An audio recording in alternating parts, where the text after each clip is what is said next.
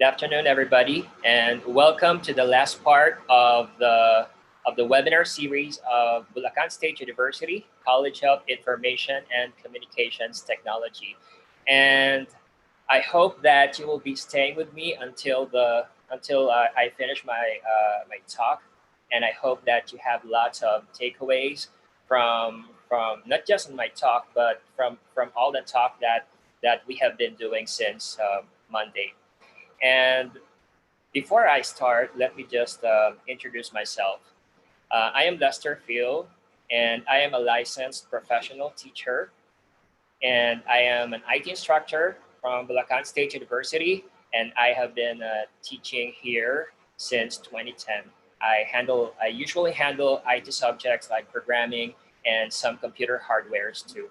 And I have a Master of Science degree in computer engineering in Bulacan State University. And so far, I am taking my second master's, Master of Science in Computer Science in University of the Philippines, Diliman. And I am one of the lucky ones who have been given a faculty scholarship by Bulacan State University, and I'm so thankful for that.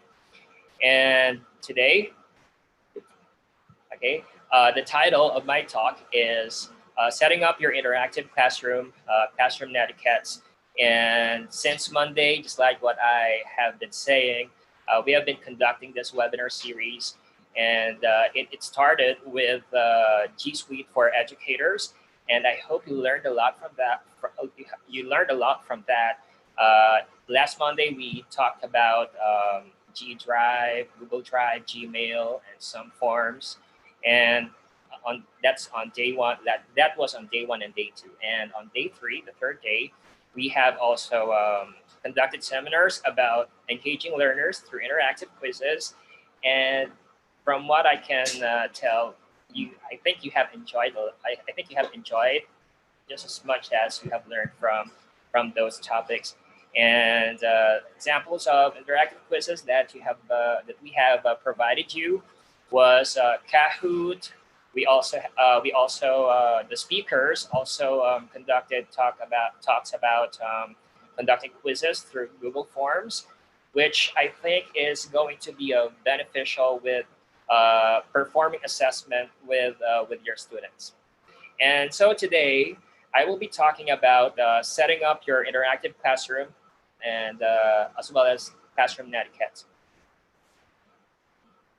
And I will be presenting the topics overview, and these are the things that I will be talking about. First is I will be talking about the possible gadgets that you will be needing to set up your online class, and popular video conferencing softwares, which somehow was been touched up, I think, yesterday by Sir Gabs. And today we are going to make some comparisons of those popular video conferencing. And in addition to that, I will be giving you some examples of optional but helpful accessories. And we are also going to talk about internet connection, okay, and some factors that may affect your online classes. And of course, my main topic, which is about classroom netiquettes. And before I start my talk, just some few reminders. The link for the feedback or the evaluation form will be posted after the webinar, which is going to be posted in the description section of this live video, of the replay, actually, and it's going to be pinned on the comments section. And the responses for the feedback or the evaluation will be accepted for 2 hours. And please use hashtag empowered by ICT when you are going to post some selfies or screenshots of your webinar activity, and make it public so that we can see it.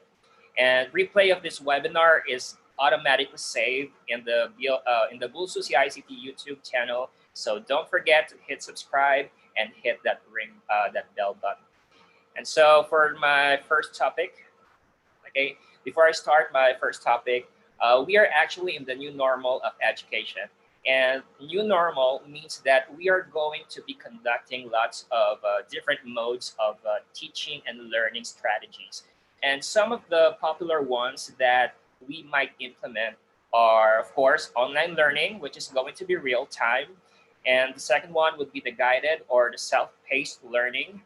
And if we combine them together, we get the so-called blended learning. So blended learning is actually a combination of online learning, and you can combine it with the students guided or self-paced learning, which is the students are going to be studying by themselves with, of course, the guidance of modules that are made by the teachers.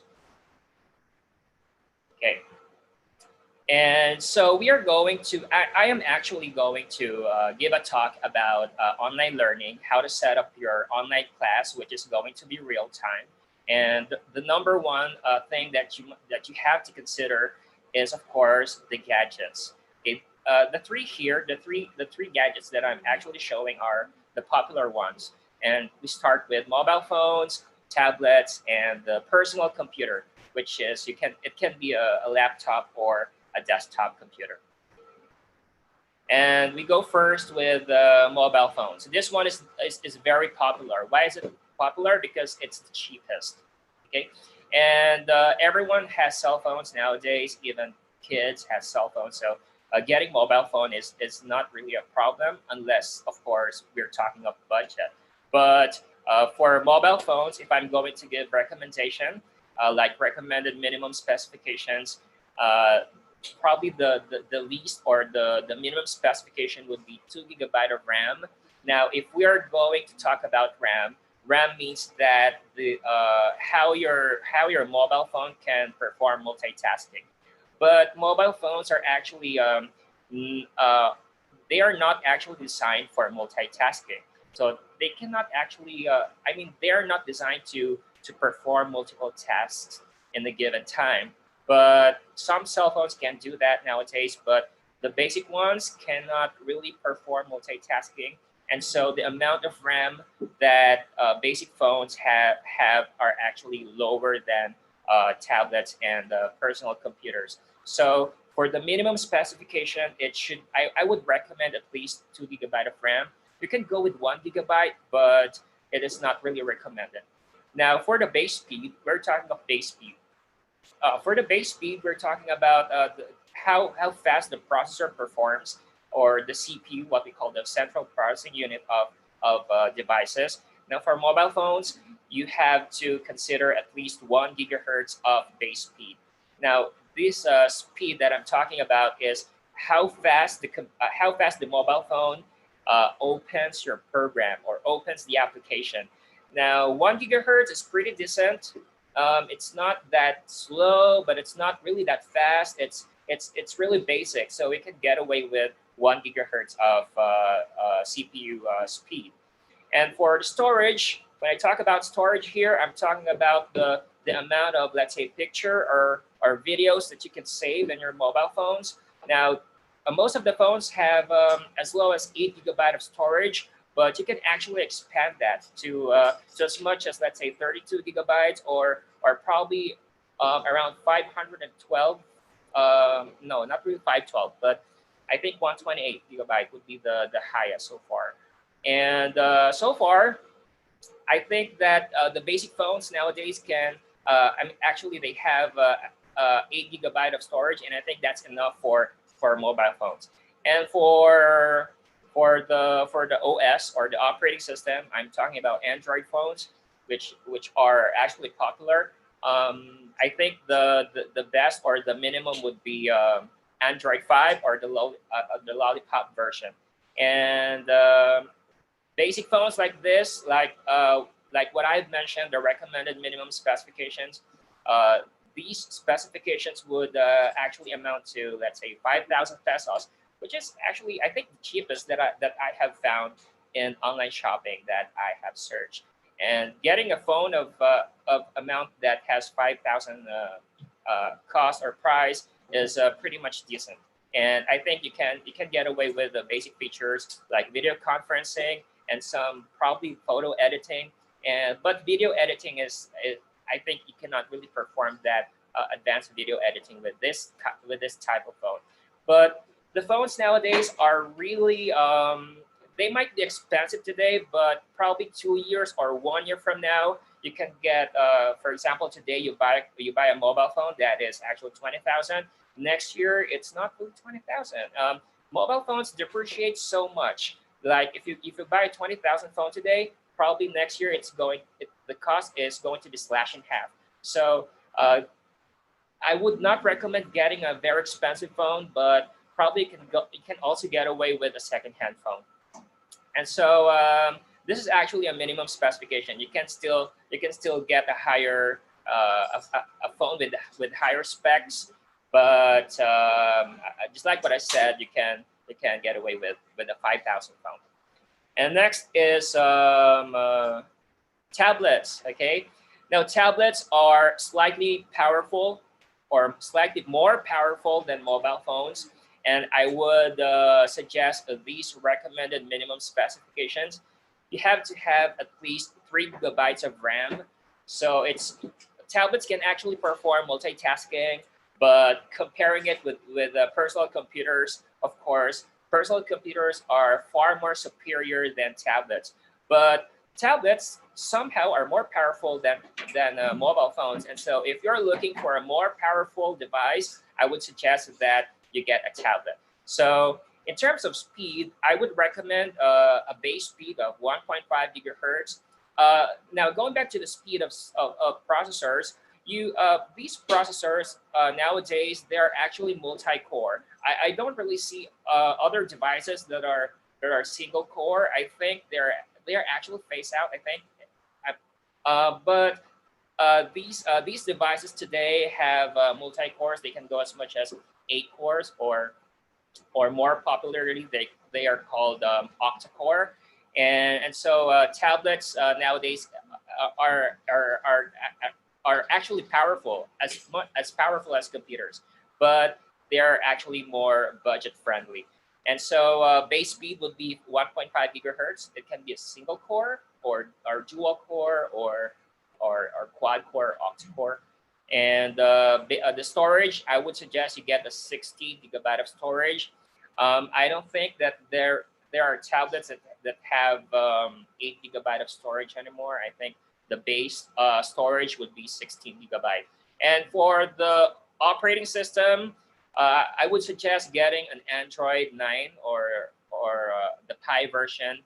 And if I go back, let me just go back to my slide with the mobile phones. If you have the budget, you can also get an iPhone, even secondhand. And getting the minimum specs of iPhone is, I think, not necessary, because iPhone by itself, even though the specs are a little bit inferior to Android phones, they can perform as much as simple video editing and photo editing as well, and also video conferencing. So if you have iPhones, that is not really a problem. And for tablets, okay, you can also get an iPad if you want an iPad, but iPads are really expensive. But if you're on a very tight budget, you can get an Android tablet, which you can get for 8,500. That's the lowest that I have searched in online shopping. But the cost can go as low as possible when you go shopping by yourself, personally in the market. So you can probably get as much as 6,000, or you can get a tablet as much as 5,000, especially if it's secondhand, and just make sure that it's still working in very good condition. And of course, this is the superior gadget that I would suggest for online learning, for your online classroom, for your virtual classroom, laptops, or you can get a desktop computer. Now, this device or this gadget is the most powerful one. It is very ideal for multitasking. You can perform, you can do a lot of things in your computer, in your laptop, and your desktop. And I would recommend the following minimum specs. You should have at least 8 GB of RAM, or you can go as high as 16 GB of RAM. Now, the advantage of getting a laptop or a desktop computer is you can actually upgrade the internals of these computers, and the cost is really it's not that expensive, you know, upgrading the internals of the computer, because there are lots of third-party vendor that you can purchase your internal parts from. And so if you get a base RAM of 8 GB, and if you want to upgrade that to, let's say, 16 or 32 GB, that should not be a problem, because there are lots of vendors that are selling spare parts of computers. And for the CPU, I would suggest getting a base speed of 1.7 gigahertz. For the hard drive or for the storage, I would suggest a minimum of 512 gigabyte. This is not solid state. It's the one with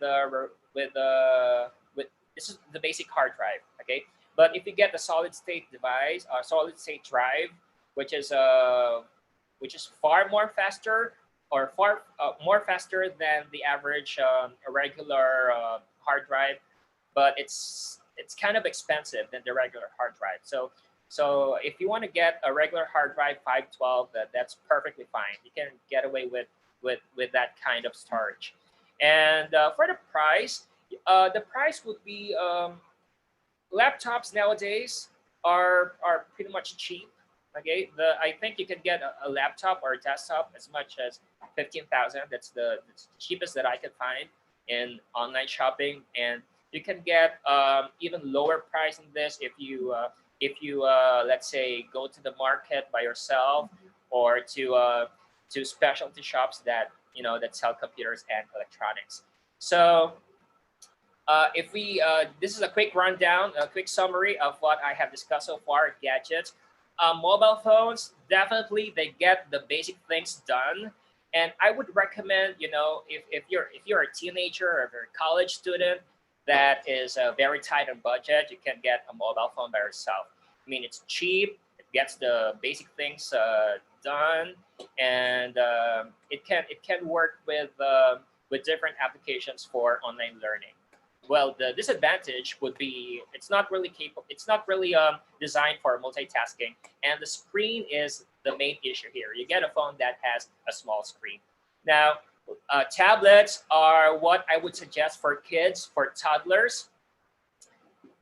What I suggest for kids, for toddlers or for kindergarten, because tablets has bigger screen than mobile phones, and it's very interactive. Tablets are very interactive, so it might prevent your kids from other distractions. Their eyes might be glued to the monitor. So I would suggest tablets for kids, for your young ones.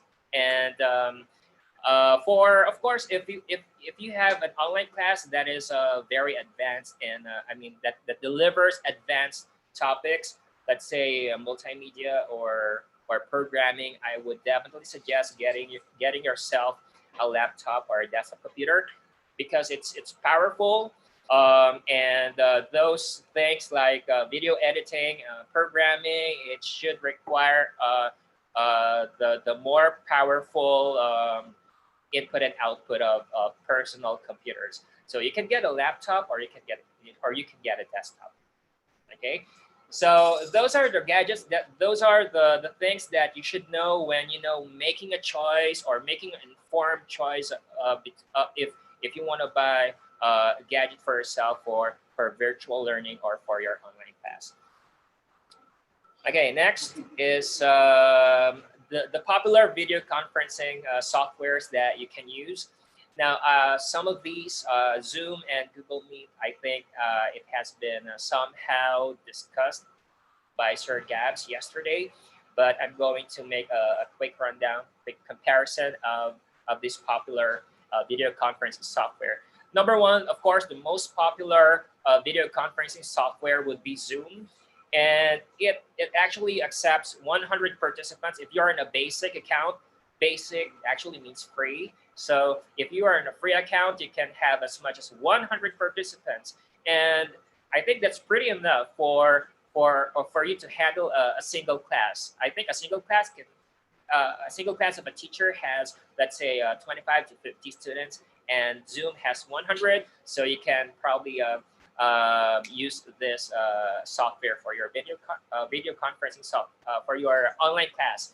Now, the problem with basic or the free version of Zoom is that it's limited to 40-minute sessions. Um, but if you have, let's say, an educational account, you can go to Zoom, to the official website of Zoom, and probably apply for an educational account, and they will assess it, and probably they will send you an email for your confirmation if you can use the educational account of Zoom.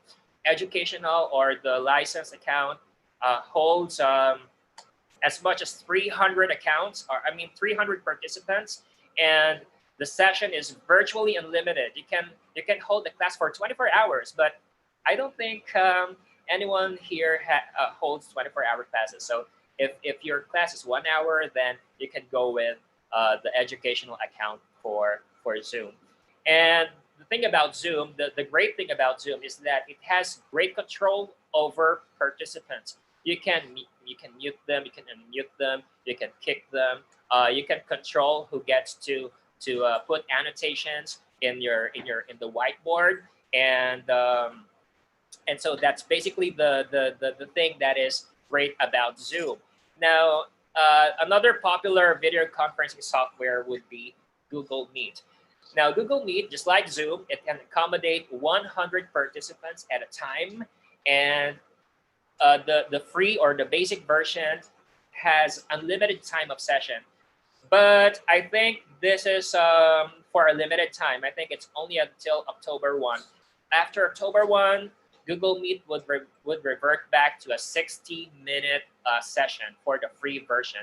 So if you are on a free version, you can get unlimited sessions, but only until October 1. So if you want to get unlimited version or unlimited session for Google Meet, then I think you have to get an educational or an educator's account. So I think you can also sign in with your Google account and probably ask Google to provide you an educational account. But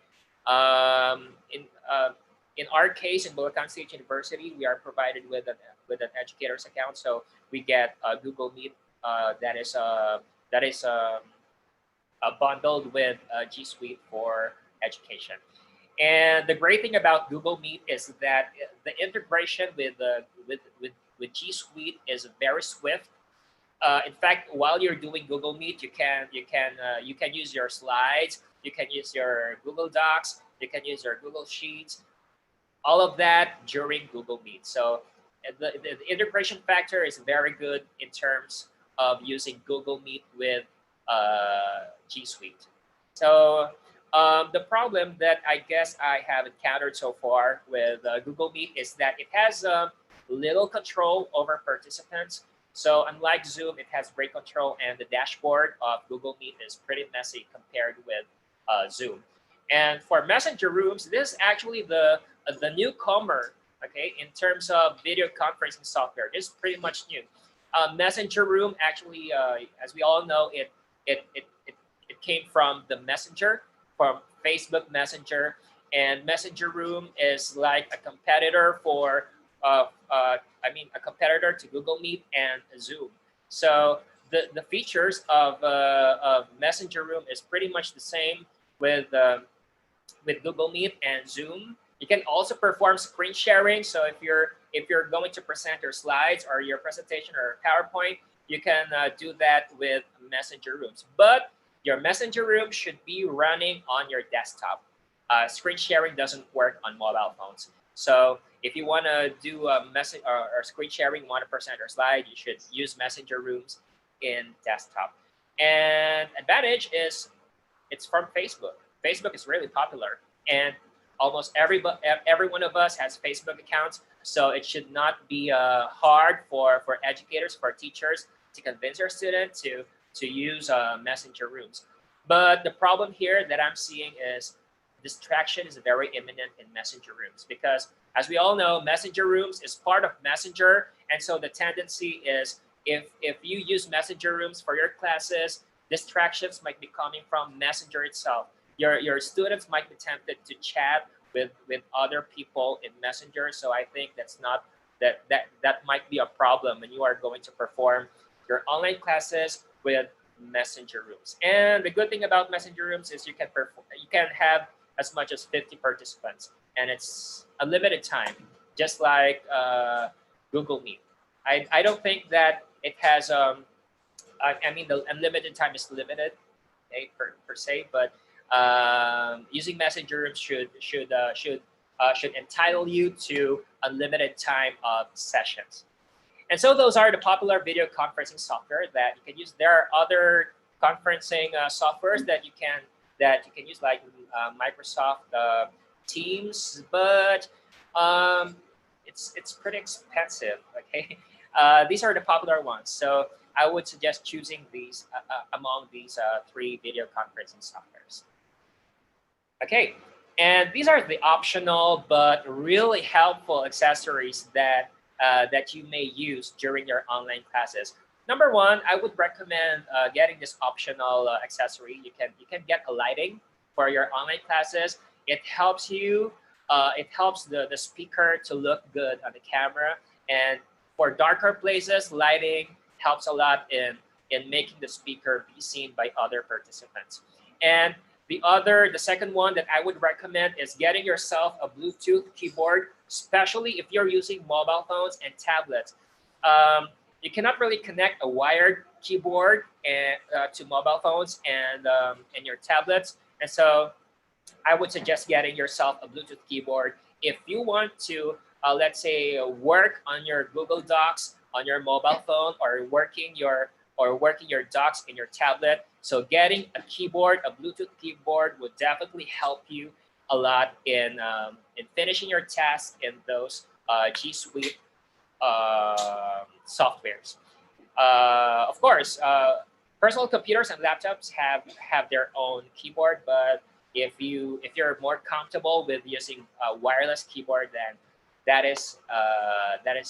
can also be helpful. And headset or earpiece or anything that can help you get away from distraction is also helpful. I would suggest getting a headset with built-in mic. You can get a headset for as low as 100 pesos, and it's pretty cheap. So if you want to hear your teacher or your students without distractions from your surroundings, I would suggest getting yourself a headset. It's not required, it's optional, but it's really helpful. But if you have your phone and it comes with earpiece, chances are that earpiece comes with a built-in mic. And if you plug that with your laptop, then that mic should also work. Okay, and so these are the optional but definitely helpful accessories that you can attach with your devices. And so moving on, this is actually one of the important things that you should consider in your online class and or virtual classroom. So the internet, of course, internet should be considered a top priority to consider whenever you want to set up your internet your online class. So should you get a prepaid or should you get a postpaid internet connection? Actually, prepaid. I would recommend prepaid connection if you are really on a tight budget. You can get an internet connection as low as 50 pesos, but of course, you get what you pay for. For 50 pesos, you can probably get 1 gigabyte of consumable data, and some networks provide additional, let's say, 1 gigabyte on top of that data. So all in all, you get 2 gigabytes of data consumption that you can consume in that amount of money. For postpaid, postpaid internet connection has unlimited consumption of data. So I would suggest getting postpaid if, let's say, you have many family members in your household that uses the internet, and especially online classes consumes videos and audios and stuff like that. So definitely, if you are on a video conferencing, it consumes a lot of data. So 2 gigabyte is definitely not enough to perform a video conferencing. So postpaid is definitely recommended, but it's kind of expensive than the prepaid connection or prepaid internet, but I think it's going to be worth it. Okay, and But before getting a postpaid, I would suggest using prepaid first so that you can test the connection, or you can test the the goodness of the connectivity of the internet in your area. So I would suggest testing the internet with prepaid first before getting yourself a postpaid internet service. Now, how much data is consumed whenever you perform online classes? Let me show you. I have an example here that shows the actual data usage of Zoom. Now, this table shows how much data a user consumes whenever that person performs a one-on-one session with the teacher or with the learner. For the quality, for a high quality, I think that the table here, we assume that the high quality is 480p, or the standard definition. So for the download, I mean, when you are watching somebody, you consume actually 270 megabytes per hour. So that's for download. And for upload, whenever a person is watching you, so you actually upload yourself, a copy of yourself, okay? Somebody's watching you, you are uploading yourself, 270 megabytes per hour. So if you combine them, if you have an online class, if you have a virtual class for 1 hour in a high quality in a 480p, you are actually consuming 540 megabyte per hour. That's half a gigabyte already. Now, if you're using a high quality or high definition, 720p is HD. So if you're using HD for your video conferencing, you are consuming 540 megabyte per hour. If you're watching your speaker, that's 540 megabyte per hour. Now, if you're using your camera, okay, you are uploading an image of yourself, you're consuming 540 megabyte per hour. So all in all, you're consuming 1.08 gigabyte per hour. So that's like you're consuming already your 50 pesos of internet load. So you only consume that for an hour. Okay, and for the full HD, which is 1080p, you are consuming 810 megabyte per hour. That's download, and for upload, you are consuming the same amount of data. So if you combine them together, upload and download, you have 1.62 gigabyte per hour. So that's only for one-on-one session. How much more if you're using video conferencing, if you're involved in a large class? So I will show you some another table. This is for group. Now, for high quality, for 480p or for the standard definition, you get 450 megabyte per hour. That's for download. And for upload, we have a slightly different amount because you are actually downloading many videos. You are watching many videos because you are in a group. So definitely the download is much greater than upload. So for upload, it's 360 megabyte per hour. And of course, if you combine them together, you have 810 megabyte per hour of data consumption. For 720p, the download and upload, they are actually the same, because if you're viewing videos, let's say if you're viewing group of people and they are on thumbnail, when I say thumbnail, they're actually the smaller, like a smaller preview of the group of people in your conference. So the quality is actually negligible. So we can assume that download and upload is pretty much the same for a group session in a 720p quality. So if you combine them, the download and upload, you have 1.35 gigabyte per hour. And for 1080p, you have 1.2 gigabyte for upload and download. And if you combine them together, you have a massive data consumption of 2.4 gigabyte per hour. That is a lot. Now, this is for Zoom. How about Google Meet? How about Google Messenger? Actually, this is a benchmark of all other video conferencing. So I would confidently say that getting a Messenger or Google Meet, they may have the same data consumption. This is the benchmark. So basically, they might have the same amount of data consumption.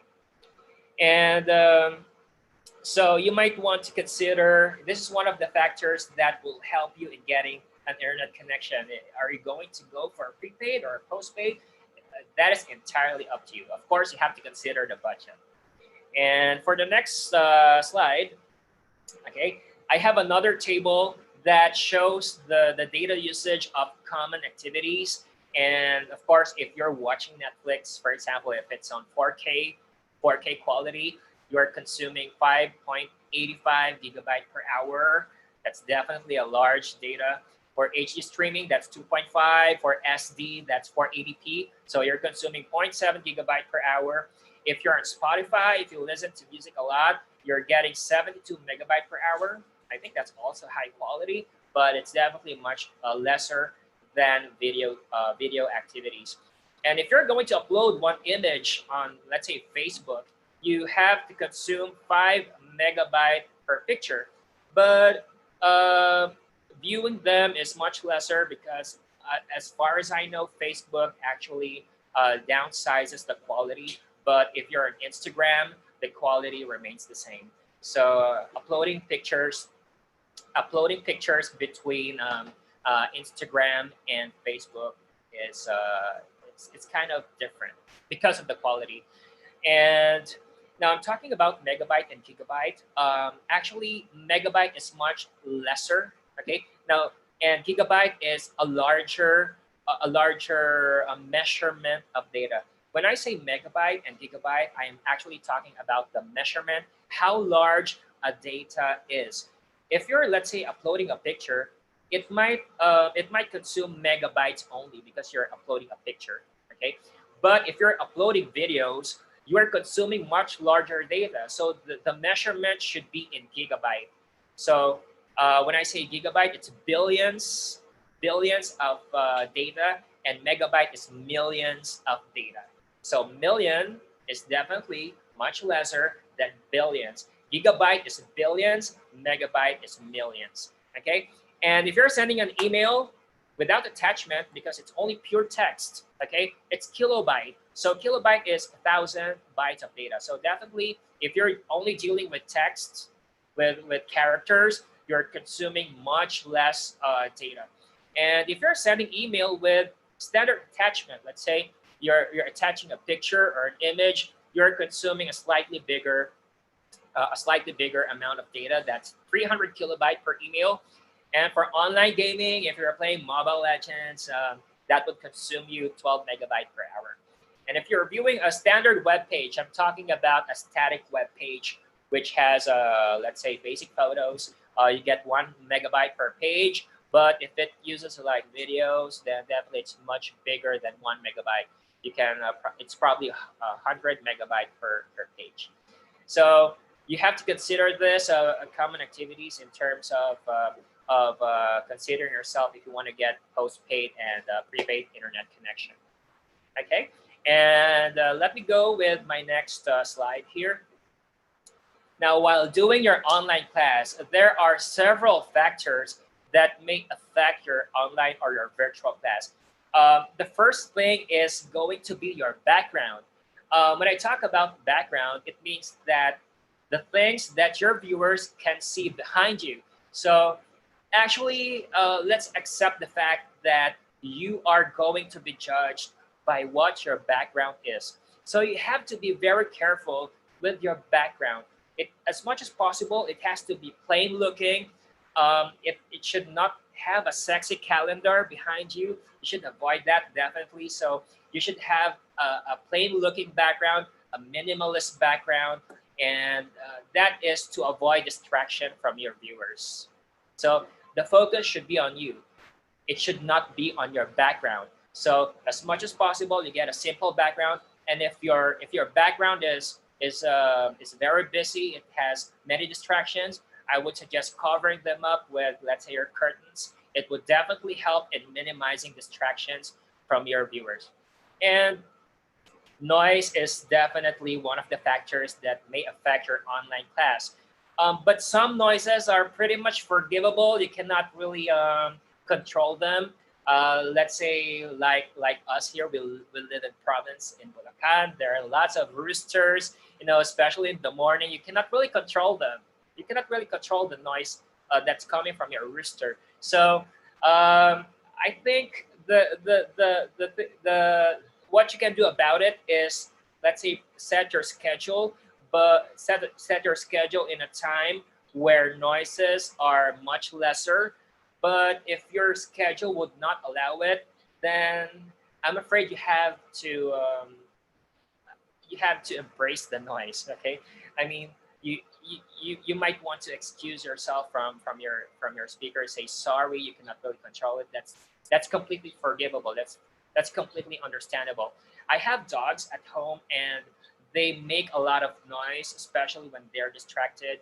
Now, if you have pets, if you have dogs in your home, I would suggest that you play with them, you make them run before you start your online class, so that they get tired and they sleep before you start your online class. That's probably one of the things that I would suggest. But if your pet, if your dog is really aiming for your attention, you know, your viewers should be forgivable. Okay, you can bring your pet and probably tell that it's your pet that's making noise, and it will look cute. But actually, that's distraction. But as much as possible, you should let your pet be tired from their activity before you start your online class, so that they won't be disturbed, or they won't make noises when you start your virtual class. And of course, one of the factors would be your household members. Now, great communication between household members is the key to less distraction in your online classes, right? Because you should talk with your, let's say, your mother or your brothers and sisters. You know, you have to talk to them. You have to talk to them to not disturb you during your scheduled virtual class. It will help in minimizing distractions from your online class. If you are, let's say, expecting something to arrive from your online shopping, maybe you can talk to them ahead of time before you start your online class. You have to probably, if there are lots of you in the household that performs online class, and most probably you have to talk to them that at this time I will be performing, and at this time you will be having your virtual class. Then I, my point here is communication is really the key into having a virtual class with lesser distractions. Okay, so for the next slide, okay, I'm now on classroom netiquettes. Now for classroom netiquettes, when I say netiquettes, it is actually from the words internet and etiquettes. So if you combine them, you get netiquettes. Now, when I say netiquettes, they are actually the polite behavior that you have to exhibit whenever you use the internet. So when we apply netiquette to your online classes, then definitely it becomes classroom netiquettes. And so I have suggestions here that I hope will help you in managing and maintaining your classroom, virtual classroom through classroom netiquettes. I have actually used the hashtag empowered by ICT, and I have represented some netiquettes with each of the letters. So let's start with letter E. So for letter E, my number one tip or the number one netiquette that you should observe would be enforce rules, and you have to follow them too. Now, if you are the teacher, and let's say that begin at the start of your video conferencing or at the beginning of your online class, you lay them down, your rules, make sure that you have to follow them too. So let's say you have to, you tell your students to mute their mics whenever you're speaking. Then if it's their turn to speak, you have to turn off your mics too. So, I mean, you have to walk the talk. You have to preach what you teach. So letter E, enforce rules and follow them too, would definitely come to the number one list of my netiquettes. Let's move with letter M. So for letter M, you have to manage distractions. So just like what I told you with my previous slides, those factors are actually noise, background, and your household members. They're actually, we can consider them distractions. And so you have to manage your distractions. So you have to fix your background. If you're let's say a teacher of toddlers, then having a background with, let's say, alphabets or animals, that's really fine, because it keeps your kid students, your toddlers, to being glued to having their eyes glued on their screen. So You have to manage distractions. That's not distraction if you have kids watching you. And for noise, of course, some noise are forgivable. That's perfectly fine. But you can't tell your household members to lessen their activities so that lesser noise would distract you from having your online class. And for letter P, okay, personal issues are a big no. Okay, if you have personal issues, if you have personal problems, you should not discuss that in your virtual or your online class. You should keep it to yourself. Okay, you have to be as professional as possible whenever you conduct your online class or your virtual class. And for letter O, observe your pacing. Now, this is very important. You have to observe your pacing. If you're going too fast with your lesson, you have to, let's say, consider the connection of others. You have to make it a little bit slow because you might never know if one of your students are encountering problems. So you have to definitely observe your pacing on how fast or how slow you're delivering your lesson. So that's for letter O. For letter W, you have to be well dressed. Okay, just because you're performing online class or you're doing online class at home doesn't mean that you can dress down. Okay, if you're dressing up in your class in face-to-face setup, you should also do that whenever you have online classes. I remember this so well. During the time that I was taking my teaching units in the College of Education, one of my professors told me that the best visual aids that you can give your student is yourself. And so you have to dress properly, you have to look good because you are the first thing that your students can see. So definitely you have to dress well. But for the students, I think you should be forgivable with how your students dress at their home because they're students anyway. But it will definitely depend on the rules of your school administration. So I think we should give that rule with your school administration. But for teachers, it's no excuse for you to dress down. You should always dress up. You should dress well. You should look well. You should look good whenever you conduct your virtual class. Okay. And for letter E, okay, this is actually more of a tip than a netiquette. You should exhibit eye-to-camera contact. You know, if you're a speaker, in a typical classroom setup, you establish eye-to-eye contact with your students. So in our case, in the new normal, you should do eye-to-camera contact. You know, when you look at the camera and when the students see you, it's like as if you're looking at them straight in the eye. So definitely you have to look at the camera all the time. Imagine the camera is the eye of your students. It takes a lot of practice to getting used to it, but if you practice, you can record yourself looking at the camera while talking, and practice makes perfect. So if you practice this all the time by recording yourself, it will come out naturally during your succeeding virtual classes. So doing an eye to camera contact would definitely help in establishing an engagement with your student. Of course, it helps a lot as well if you're teaching toddlers because it makes them feel an illusion that you are actually talking to them, you know, straight from their tablet. So definitely you should keep an eye to camera contact all the time. But if you have a slide, definitely that's forgivable. If you look at your computer to navigate your slide, I think that's forgivable. I'm not talking of keeping an eye contact 100% of the time. I'm talking of keeping an eye to camera contact most of the time. So it definitely helps with establishing an engagement with your learners and your listeners or your viewers. So that's for letter E. For letter R, remember to be considerate. So remember that not all of your students have perfect internet connection. Not all of your students have good devices. Maybe one of your sessions they might be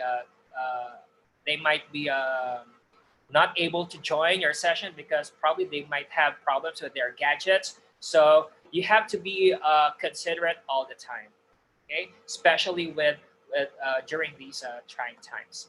And for letter E, okay, for letter E, you have to end on time, okay? Remember that when we perform virtual class or online class, there might be other subjects that comes after your schedule. So we have to respect the time of other subject that will come after us, and so we have to end them. We have to end on time, okay? And definitely, in relation to this, you should definitely don't be late. Okay, so you should start on time so that you consume your time well. You make the time, you make the most out of your time. So you have to end on time and you have to start on time. So definitely don't be late during your online class. Okay, and for letter B, okay, you have to be approachable. So I guess this should come to teachers naturally. You have to be approachable most of the time. So you have to be able to be reached by your students, be it via text, via your email, via your messenger. So that's one of our jobs as educators. It's like we are the second parents of the students, and so we have to be approachable. We have to be able to be reached by them 100% of the time. And so that's for letter B. For letter Y, we have to say yes to family time. Okay, the virtual classroom and the online classroom, it's not giving us an excuse to be to consume their personal, private family time. And so I would suggest that for if you're scheduling subjects for your students, I would suggest not to schedule during lunchtime and during din, uh, dinner time, because it's their time to be together, to eat together, and also on Sundays, and if possible, also on Saturdays. Please don't schedule during those times if it's possible, because it's their family time. It's just because we're performing online classes doesn't mean that we have to be invading their private family time as well. So we have to say yes to family time always. Okay, and for letter I, okay, innovations are expensive. Definitely, they are very expensive, but piracy should not be encouraged. So even though we are using technologies, we are using innovations, um, they're quite expensive, but that doesn't give us an excuse to get pirated version of those technology. Anyway, there are other alternatives that are free. We call that open source. Okay, so in IT terms, when you say open source, they're actually free software like G Suite. That is definitely free. You can get also basic or free versions of this technology. They call them basic versions or free versions. So that is not an excuse to embrace piracy. And IT experts, you have to give them a favor and support their products by not supporting piracy. So if you want to have a good technology, better technology, then I would suggest you support innovations with by not using a pirated version of those technology. Okay, for letter C, you have to control your emotions. Definitely, you should not let your anger be very visible. You should not say bad words. You should not curse your students during virtual classes. Remember that everything in the internet is permanent. You can get recorded, and you don't want to be trending on a bad reason for a bad reason. So you should control your emotions. You should be mindful of what you're saying. You should be mindful of the words that are coming from your mouth. You should be mindful of the things that you're telling your students. So you should control your emotions. You don't want to be recorded and be trending for a very bad reason. So definitely control your emotions. And for the last letter, I have letter T here. This is very common. This is like a cliche. You have to think before you click. Okay, so this is a no-brainer. Actually, it has been around. This Netiquette has been around for several years already. So letter T actually summarizes everything, all the Netiquettes that I have discussed. So you have to think before you click, because just like what I told you, once a stuff, or once a video, a picture of you is on the internet, it's there forever. You cannot do anything about it. You cannot erase that. It's there forever. So you should always think before you click. Okay, so that summarizes my topic for today, the classroom netiquettes, and setting up your virtual classroom, your online classroom. And I hope that you have learned a lot from my talk today. And before I end up my discussion, my talk, this is something that I want you, my fellow educators, my students and parents to remember. Actually, there is nothing new in the new normal in education. All the technologies that we are using today, all the innovations that are present today, they have been present since I mean, they have been present since for several years now. I mean, G Suite is not new, Zoom is not new. It has been there for several years. It only it has been gaining so much attention these days because of the pandemic. So, I mean, this the technology in education is not really new. What we should do is we have to embrace it. If ever we go back, which is I'm sure, I'm positive of it, if we go back to the old normal, I would suggest that we embrace the technology that we're using right now to improve the quality of education. And it has lots of advantage as well. You are helping the environment. Imagine if you ask your student to perform, let's say, online exams, definitely that would consume very less amount of papers. If everybody in the Philippines, if all the students in the Philippines uses online exams, definitely no papers, then we would consume very much less papers. So definitely we are helping the environment as well. So technology is good for education, and it's also good for environment. And these technologies, I mean, the situation that we are in right now is actually giving us a glimpse of what the technology is going to be in the near future. So this technology is very helpful. You should not be scared of this technology. You should not be scared of ICT, because everybody in the future will be empowered by ICT. And so I thank you for staying with me since Monday until today. In behalf of Bulacan State University and College of Information and Communications Technology, we would like to thank everybody who stayed with us since Monday until today. And we definitely hope that you have learned a lot from our free webinar series. If you have more questions, you can definitely email me with the following email addresses. It's lesterfield.cruz@bulsu.edu.ph and lmcruz@up.edu.ph. Now, I have some good news to give all of you.